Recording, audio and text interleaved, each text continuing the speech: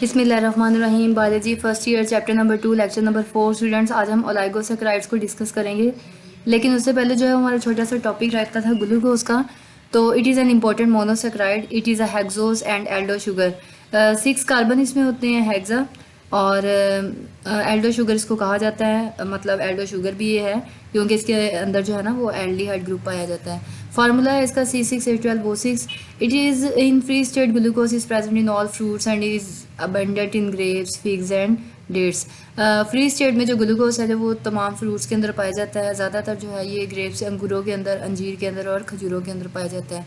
Our blood normally contain 0.08% glucose. In compound form glucose is found in many disaccharides and polysaccharides.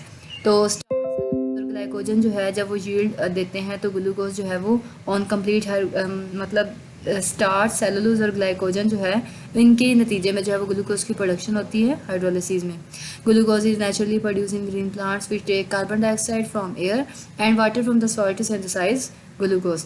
तो glucose जो है वो naturally produce किया जाता है ग्रीन प्लांट्स के अंदर। वो कार्बन डाइऑक्साइड लेते हैं हवा से और वाटर जो है वो सॉइल से लेते हैं और ग्लूकोज की प्रोडक्शन करते हैं। जैसा कि आपको रिएक्शन नज़र आ रहा है कि जब कार्बन डाइऑक्साइड और water molecules in the presence of light energy और क्लोरोफिल के अंदर ये काम हो रहा होता है तो ग्लूकोज की प्रोडक्शन होती है, प्लस ऑक्सीजन और plus water.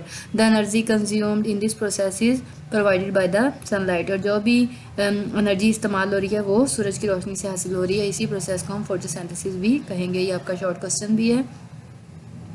The synthesis of 10 gram glucose takes 717.6 kilo calories of solar energy.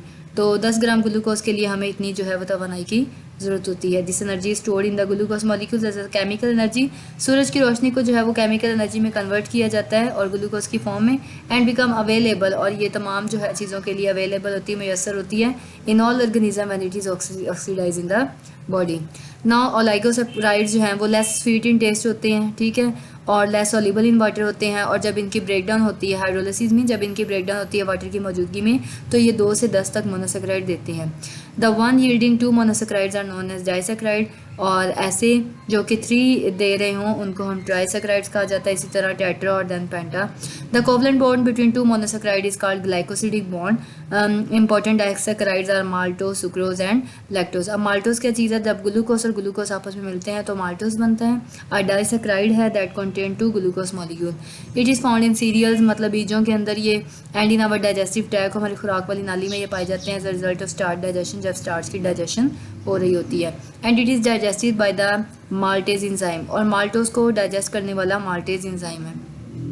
Sucrose जो है वो ग्लूकोज और फ्रुक्टोज जब आपस में मिलते हैं तो सुक्रोज बनता है और contains glucose and fructose, but both of which are reducing sugars, और दोनों जो है वो रिड्यूसिंग शुगर्स हैं।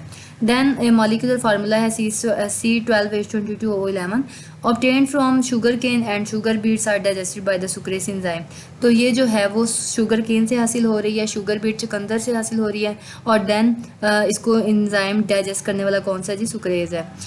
लैक्टोज, ग्लूकोज, ग्लैक्टोज और ग्लूकोज जब आपस में मिलते हैं तो लैक्टोज बनता है। ये भी एक डाइसेकेराइड है जो कि ग्लैक्टोज और ग्लूकोज के मिलने से बनता है। और ये जो है वो milk and digested by the lactase enzyme, और ये मिल्क के अंदर ज़्यादा पाया जाता है और इसको डाइजेस्ट करने वाला लैक्टेज एंजाइम है।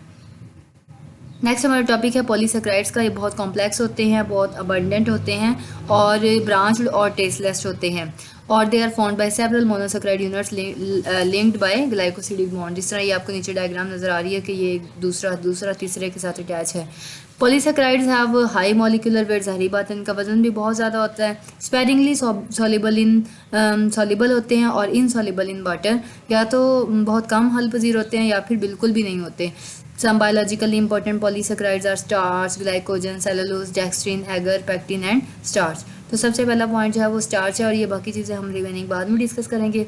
Starch is found in fruits, grain, seeds and tubers. Tubers मतलब जो आलू वगैरह और गाजरें, मूलियाँ, ये सारी जो है वो ट्यूबर्स हैं। It is a main source of carbohydrate for animals.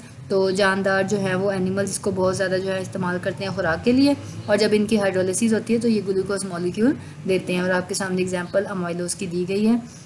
Starch give blue colour with iodine test. जब इनका टेस्ट किया जाता है तो ये स्ट्रिप का कलर जो है वो ब्लू कर देते हैं। स्टार्चेज दो किस्म की होती हैं, ये आपका इंपॉर्टेंट शॉर्ट क्वेश्चन है।